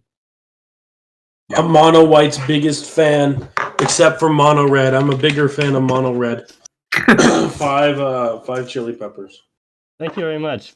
Anyways, Give it a 4. I'll give it a 4. I respect Mono White. I play Death and Taxes and Legacy. I play Death and Taxes and Pioneer. Yeah, I pioneered and Pioneer Mono White aggro. So respect. I play Soul Sisters and everyone hates me. Hell yeah, Chad shit. Hey, Soul Sisters used to be good before a bunch of nerfs happened. Hear me out. Hear me out. It's Boros Soul Sisters, and I use Norin the Wary plus Abiding Grace, Kamiya False Hope Fog Loops. How many friends do you have? Is that a can't modern? imagine Like a Mega? couple. So moving on, we have Scribble on Esper Control featuring Nagui. Nagui? How do you Call it pronounce what it is. It's drunk cats. I think this deck's really cool. Yeah, this is sweet. I was looking at it earlier. If it's called I'm drunk looking forward to cats, seeing why it. are they making birds? Because they're drunk. They're not using the good art for children. Everyone knows once a cat is inebriated, it grows wings and flies away. Yes, It's true. that I is was there. true. So basically have a kind of standard Esper Control-y package with some interesting cards, particularly 3 cheers, working with the Nagui. So you have Nagui in play, you control your opponents doing instant sorcery casting, so 3 cheers becomes triple demonic tutor, which is a pretty good card. That's pretty sweet. Also costs only 2 mana because of Nagui. But on top of that, you have Pay Up, Cosmic Sinkhole, Portal Fracture, and Journey's End all being massively buffed for having Nagui in play. So Cosmic Sinkhole is a hard counter, Portal Fracture is a hard counter that makes 2 tokens. Pay Up is a painless slot seize that also makes a treasure. Journey's End is 1 mana bottom removal that fate seals. Oof. That is so cracked. This deck is sweet. I like this a lot. So actually, it's also just randomly got Heart of Zadina in here just because. Well, they have a Johnny, so like a Johnny Heart of Zadina is a pretty well-threaded combo, right? At this point. Yeah, that's pretty. It's a pretty great interaction. I do have some. I think it's pretty sweet. I mean, is there any like 2 cards together make infinite tokens, or like a 2-card infinite combo? No, it doesn't look like there is, but you can make some massive. So, Children of the Clouds with a Johnny and Heart of Zadina is just an insane number of tokens and a lot of life gain. Not to mention that you can just keep activating Monument of Queens for obscene amounts and just get a massive flying first strike vigilance. There's also just the point where if you have Nagui in play and you play 3 cheers, you just win. you probably just win. You get the heart of the cards. Because the thing about a triple demonic tutor is that it can fetch itself, right? Yeah. Oh my god. So you're not exactly losing on value. But so you treat 3 cheers for Portal Fracture, 3 cheers, and then whatever you want, and then just keep doing that. Or Journey's End, and your cards are so busted. Nagui plus Portal Fracture is just they never pay. It just becomes 1 mana counter target spell. Make 2 1/1s. Also, I like the Crystallized Hope because Nagui does make all your spells cast 1 more life to cast. So having that life gain is a solid decision. I really like a Johnny Heart of Xena and Children of the Clouds. I think that's a really awesome interaction. I do have some minor concerns about this deck performing if it doesn't have Nagui, or just your opponent has a way to answer it. Okay, I have a question. So what happens if you cast 3 cheers without Nagui? Like, assuming you're playing against them, like, what do you give them? Probably get them crystallize. Depends on the situation, but not great. But crystallize is probably one of them. It's like one of the worst cards in the deck, but it's still pretty decent. Cantrips, I guess. I mean, it's anti-burn cards, right? Like this being in the main deck means I feel like it was a metagame call. I think it'll pay out for them. I think Crystallized Hope is just to counteract Nagui, making you lose life. Yeah. More than anything. Because if you do go Nagui into 3 cheers, Sinkhole, Portal Fracture, 3 cheers, and I mean that did cost you 4 life. And you are control deck, so that's not exactly free. I mean, as all control players say, life is a resource. I think it's pretty sweet. And also the other thing that kind of hurts is not running. There's 5 basics in this deck, and because they're on Heart of Zadina, there are a lot of pain lands. Like most of these are pain lands. There's 1, 2, 3, and then Nebula. Yeah. But I guess you prioritize your basics, and then I don't even know. I'd probably figure it out if I goldfish this a couple times, but I'm sure there's a way to do it that you don't lose a whole lot of life. It does become a bit rough just because normal pain lands the tougher colors, or you can pay for color mana. It doesn't quite work here just because of how Nagui makes all your cards cost only colored mana. Yeah. And I mean, obviously you're on 4 Wayfarer Shrines, so you're getting your basics eventually. And so it will turn off fairly quickly. But yeah, it just hurts a little bit when your main value piece is also hurting you. But also Johnny gains life as well on uptick. Yeah. Which is nice. So I'm gonna give the Yeah, deck. I like this deck a 5 lot. chili I think it's peppers. pretty sweet. So imagine you're playing against this deck and they turn three cheers you. What do you do? Assuming like the game is the board's at parity for the first 2 turns. I Probably mean, give them. you probably give them Crystallized Hope, 3 Cheers, Children, Okay, and then next turn they 3 cheers you again, I guess. and you win because they just played 3 Cheers twice in a row. Okay, but what if they had Nagui in hand and they play it on turn 4? Then you kill the Nagui. Actually, a good point. Oh, it's Okay, And sure. Well, Nagui now is- imagine getting to turn 4. Nagui is definitely kill on sight in this deck. Definitely don't let them resolve anything when they have Nagui in play. Yeah. Ideally, just don't let them have Nagui in play. Yeah. Well, I mean, Yeah, I definitely the have issue cards in my there is list that that, can like, do that. if they get to untap with Nagui, they control you while you just don't. It basically gives you. It's when it's Their spells are resolving, counterable. not on Yeah. cast. So you can still counter stuff. Oh, that's true. Yeah. Yeah, that's fair. Yeah, that's right. Reading the card explains the card. Anyways, moving on. We have Skagra. Yeah, I like can't this. I read. like this deck a lot. We have Skagra on Bat Cantra Town, which has been nerfed, apparently. Yeah, so this one last GP, the nerf was that Dialect Town is now a trigger 1 Task mana. So that being relevant because previously, if you had Cantrip Bounty and Dialect Town, you just made infinite mana without passing priority. So that made the combo very resilient to removal. Now you can kill Cantra if they play it. I don't know how much it matters, just because of developing the Shaper also being pretty weak to removal, and that being what they are inspiring on. But yeah, I mean, yeah, this is a deck that Skagra has been playing for a while. I trust that it's relatively optimized. Won the last GP, obviously. Though, granted, I think it did play against like 4 mono red decks, which oh, maybe doesn't have the best matchup. why is it against Bound Red again? Well, Tranquil Moment is probably the Oh, best example of that. Well, I play against this deck, and my opponent has main deck Silence.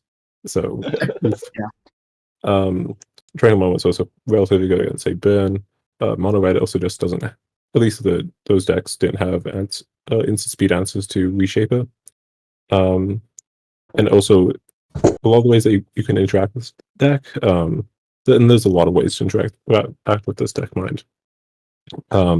Discard is pretty good against it. Like Valdez is always going to hit Cantra.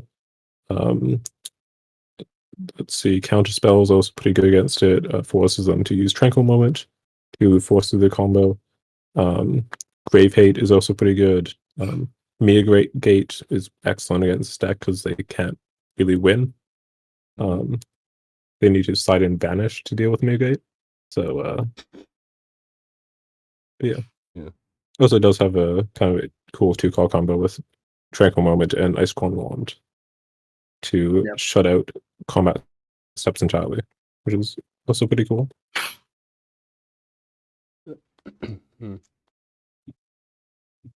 Anyways, 4 chili peppers. Because they already won with it, and I don't need to see it again. I'll give it a 3. If you're just running back the same list, you get like 2 max. In that case, you should probably be giving my deck 2 max too, right? No, your deck's cool. I mean, mine should have like none because this is the only deck that I've ever played in a GP. It's just Grixis control every single time. I just change some parts. You assume that I think about my ratings before I give them. So moving on, Splash Cat's on. Hey, Purple, do you recognize this deck? I'm gonna lose my fucking mind. Neon. There's so a what are you gonna change. give this? What chili pepper rating are you gonna give this deck? -2. Sure, you can do that. What's the opposite of chilies? It's like mints, right? So there's one change to this deck, and that being a Mia Gate in the sideboard, in addition to one main deck. Holy crap! There's a change. Yeah, I think they got Fine. -1. a bit let's just say they probably want to beat Dialect Town. Because they did lose to Skago in the finals of last GP. Oh yeah, nobody commented that, so I don't actually know what happened. But yeah, otherwise same kind of stuff. I think everything else is the same. Yeah. And yeah, can you like go up can you go look up a mint emoji so you can use it instead of the negative chili peppers? Yeah, I got you. Okay. So, moving on, we have sayings. The shadow of the candle looms tall. So it's a Death Shadows deck. Or at least the closest equivalent to Death Shadow in MSEM, which is Herald of Oblivion. Huh. Which is just bad Death Shadow because it doesn't update automatic, or it happens on ETB and doesn't update while it's in play. Oh, interesting. Yeah, this seems. This is I think that. Are you ready for a hot take? Herald of Oblivion is kind of better than Death Shadow because what it immediately does is have flying. That is so incredibly relevant. Yeah, that's pretty insane. Plus, you can get your life super low and then gain life and have a still big creature. Yeah. So, but you can't play it preemptively and then shock yourself a bunch to kill your opponent, right? I mean, you can't really play this card preempt. You can't play Death Shadow preemptively because you already have to have 13 or lower like you play life. Death Shadow, I understand what you're play at saying, 12. but like, it turns into you 10 play at 12 and turn. then shock yourself. Yeah. You don't. Yeah, I see what you're going especially for. in Modern, you don't typically play Death Shadow like super early because Lightning Bolt. So I don't know. We'll have to see how this works out. Play that much Modern anymore? GDS comes in and out of Grix's Death Shadow. I played against. It's like an F&M deck now. It's not super like. Yeah, it's fun. It's not going to win any GPs. So, Hail Oblivion in this deck is of course the key card. They're playing a lot of stuff to reduce the life total, Psybead, Engrave, and Provoke the Gods. Which I mean, it's 4 mana, so I don't know how I feel about I don't know how I feel about a 4 mana spell that doesn't affect the board in an aggro deck. Well, okay, so Provoke the Gods is a really nasty combo card because it's 4 mana, but it's an instant, which is the important bit. So you pay down to 1 life or whatever. You find Hail of Oblivion and Selva's Defiance, and then you kill your opponent in the next turn. Right. Yeah, no, it's fucking insane. Like, this is pretty cracked. Huh. And I don't know if it's necessarily appropriate to call this an aggro deck. I think it's more of a combo deck than anything. Yeah, this is definitely combo. This is sweet. You have like out of embodied experience, Engrave, Laylo. Maybe similar thematically to like Skagra's list, where you kind of have a nice compact combo and a bunch of interactive spells. I do think that I like this. I'll give this 4 chili peppers. This is sweet. I like this. I do think the more that I look at the list, the more I like it.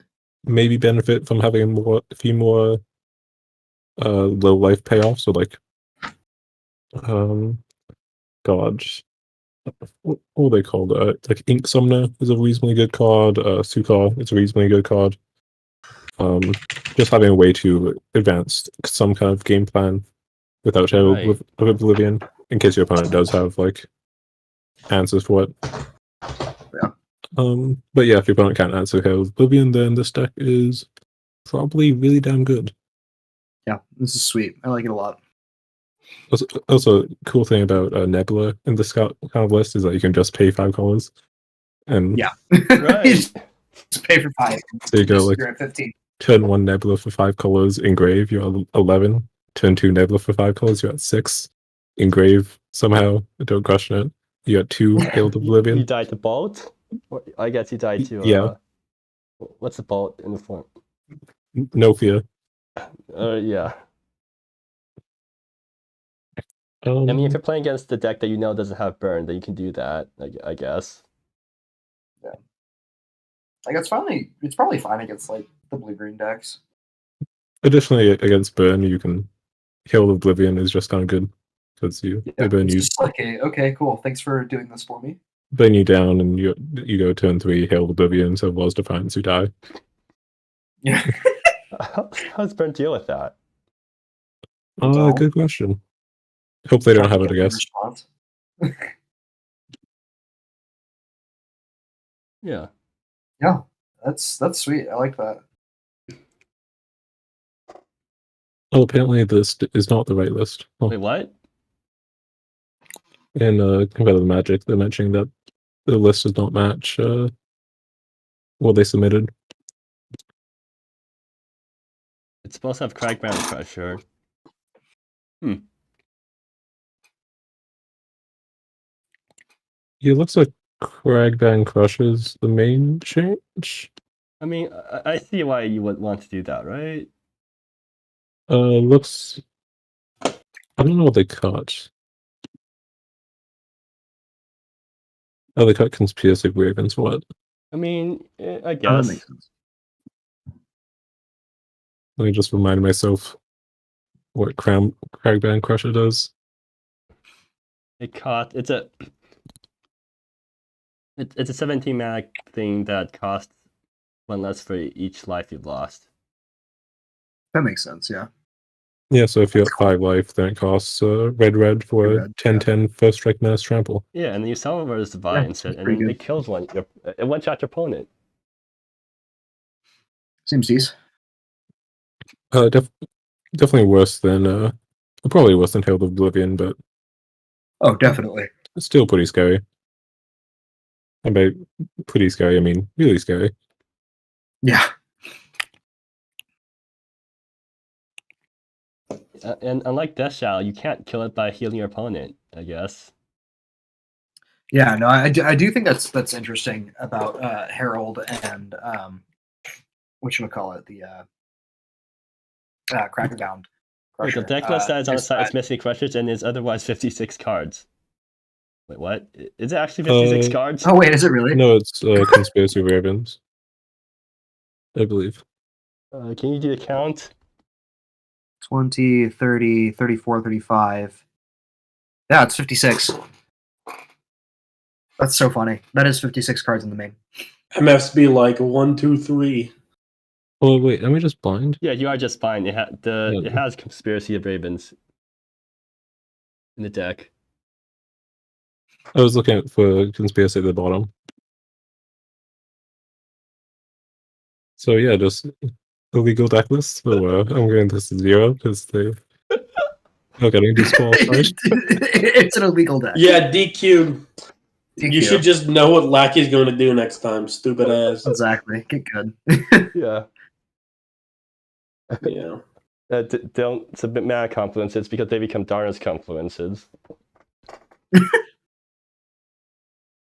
Are people still like making that mistake, submitting mana confluence even though that card's been removed from format? Well, that only happened once when someone was It happened net twice. decking a really old. What happened twice? Yeah. I remember it happening once, and then Mountain Bighorn. Mana Confluence used to be in the format? That's wild. That is insane. That's hilarious. I love that. Either got removed alongside a lot of the gold land nerfs. 5-color mana used to be really free. I think it got removed because the combo decks were abusing it too much, right? Not because the non-combo decks were abusing it too much. I don't actually. Wasn't that many decks playing Mana Confluence? It's mainly just like Infuse. Yeah, like it got nerfed. It got removed during the Infuse nerf, right? No, didn't get removed during the Gold Land nerf. Was it nerfed alongside Some go into MSEM news and look up the history. Shujango Sanctuary? No, Sanctuary got nerfed later. I remember the Mana Confluence got removed alongside the what's it called? The High Prairies nerf. Yeah, it got Yeah, go replace with Metaverse Tower. Which is cool. You So know what I Metaverse want in Tower's this format? a fun card. And it'd be overpowered, but I want it. I want Lava Dart. I want Force of Will. Force of Will? I want a Blue Glazer, so I don't have to play Off-Road Surveyors as a replacement for Yeah. Lager Recluse. Purple. If you vote my set in, I'll make everyone's dreams come true. I think that's Something What tells is that, me bribery? Adventures in Amashus is not going to win the wildcard vote.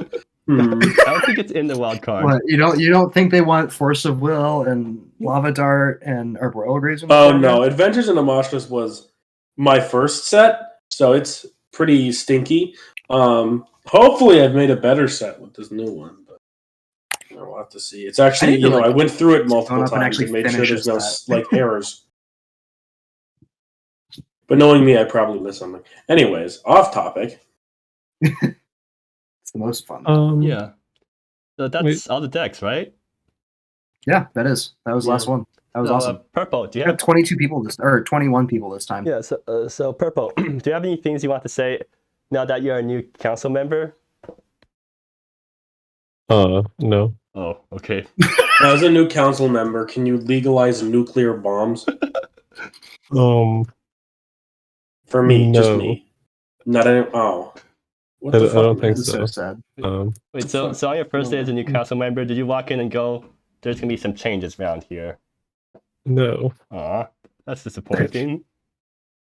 I think you're overestimating what council members do here. We're not like this isn't the student council in anime or anything. No. We don't have more power than the president. Let's see, what decks did I miss? Styles deck is Zulong with kind of a bit of a rough mana base. Yeah, bad Pale Blade, Otherwise pretty solid. and a lot of Fires of Renewals. Then you have the very confusing mill deck. I think it's a Chaos Draft deck that they add some cards to and then submit it for a GP. Yeah, I'm not quite following what's going on here. CD Newlands on Scape Shift S thing, I think. Let's see the world combo. Yeah, so get up to a certain amount of get up to a certain amount of lands, then see the world and win. Much like Scape Shift. Yeah. Resolve one card. Shumbeck's on Hate Bears, Crush Capsules is on Mirgate combo. Fun. So you play Mirgate and that's another kill on site card. You play Mirgate, then you play Tear the Veil and draw number of cards equal number of permanents in play and make a bunch of mana. Wait, that's why they're playing Tear the Veil? Yeah. Ah, I thought Mirror Play only cared about creatures. Target's only one target. Ah. Yeah, Mirgate's really scary. Okay, but like, why are they playing Azman's Gambit?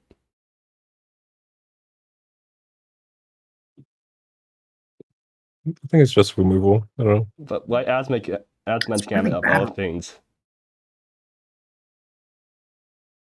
No idea. Okay. That's not bad removal. Out of body experience. Potentially, there might be a kill with it. Scarlet Mist. I think maybe the idea is that you Scarlet Mist, and that gives you a bunch of tokens, like you Scarlet Mist Raga. And then you add Asmon's Gambit with. Rogar, you already win. Well, I guess. Feels really iffy. I'm not entirely following what they have Asmon's Gambit, but it might just be a way to kill after going to Tear the Veil. That's easy. I guess. So, I guess you don't actually have haste or anything. But I guess you Tear the Veil, then you Scarlet Mist, and then you Asmon's Gambit. That maybe kills. But I mean, so does just Glimmer with Legong, Mirror Plate, and like Rogar or Deadeye in play. Yeah, I'm not super familiar with how easy that is to kill with. Because you're only getting 2 damage per Raga and Deadeye every Scarlet Mist. Whereas Azamon's Gambit maybe does more damage. I guess not really. I don't know. Yeah. Yeah, I don't But know. Azamon's Gambit's not that bad of a card. Does kill everything. You don't have that many options in Jeskai. Though something like Event Horizon would probably be better. And that's everything, Hmm. right? You already saw the Cyber's deck. Yeah. All right. Yeah, that's pretty good. So does Well, that cool. mean we're ending the stream here? I think so. That was fun. Okay. I enjoyed that. Thanks for coming, guys. That was fun. Yeah, I'm glad I was able to join you. And yeah,